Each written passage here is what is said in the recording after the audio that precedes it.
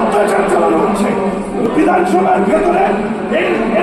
এর আগে গৌরাঙ্গবাবু, দেবলীনা হেমব্রম, আব্দুল মান্নান, মনোজ টিক্কা, বড়মণি মাহাতোকে মেরে হসপিটালে পাঠিয়েছিল।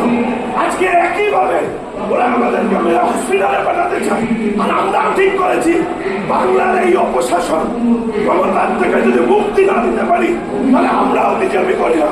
কত মারবে, কত দিন মারবে, আমাদের রক্ত শেষ হয়ে যাবে, কিন্তু ওদেরকে আমরা ছাড়বো না।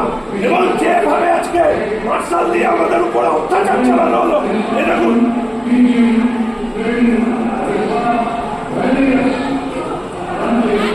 দেখুন, চশমা পর্যন্ত এইভাবে ঘুরিয়ে দিয়েছে, ঘরের মধ্যে ফেলেছে।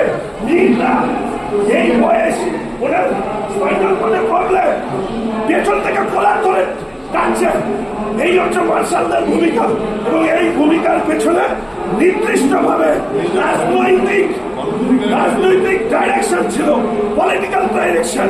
আনন্দিতা পাড়ায় তার গায়ে হাত দেওয়া হয়েছে, এই চলছে বিধানসভার অভ্যন্তরে। রাজ্যে দুষ্কৃতি আর পুলিশদের দিয়ে বিরোধী কণ্ঠস্বর চুপ করানো হয়, আর এখানে মার্শাল দিয়ে আমাদেরকে মারা হচ্ছে। এই চলবে? ভারতীয় জনতা পার্টি